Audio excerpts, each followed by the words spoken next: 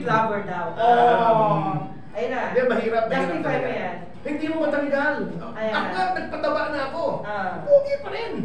Ay, hindi. Kunwari, ikaw ay nanliligaw kay Mina. Kunwari ka. Anong language mo sa kanya? Ikaw naman niya, sagutin mo yung pick-up point mo. Kunwari, titingin ka kay Mina, kunwari, nagpapakilala sa kanya bilang sa pogi. Yan. Yan na. Seryoso tayo. Mina. Take one! Ikaw ba ay isang tore sa Paris? Because I fell for you.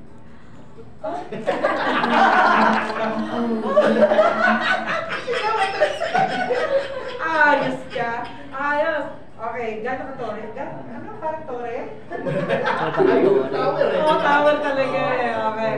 At syempre mga kaibigan, alam niyo naman no, pag ganitong, bakit ka tumatawag? Huwag kayo tumawag muna ng live po kami mga kapatid. At syempre, hello to Alona. Salamat po sa inyo dahil si Atty. Talagang nakita mo na. Masaya si Alona ngayon kasi gusto ka daw yung makita ng personal. At saka si Shake Pe.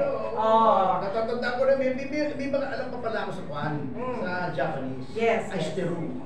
Kasi mo lagi sinasagot sa akin, Aishiteru.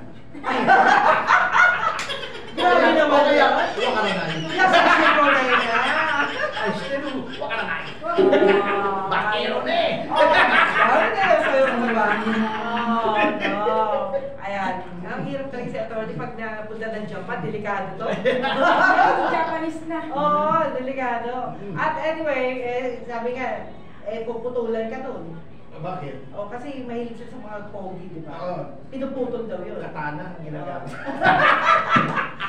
Well, anyway. Anyway, Ito naman ang time check natin. No, pero babalikan pa rin natin ang itong tatlong magagandang dilag natin pag sa pagbabalik ng Yes Show! Tomas, hindi natin! Bye! Sakto!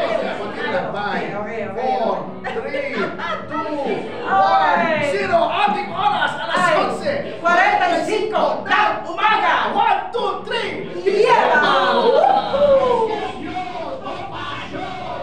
Uy guys, gusto mo manood ng NBA? Pasok na sa Arena Plus! Manood ng NBA playoffs sa Arena Plus para may chance na manalo ng magic tickets and up to 64 million pesos worth of prizes. Jays, cell phones, cameras, motorcycles, at brand new cars.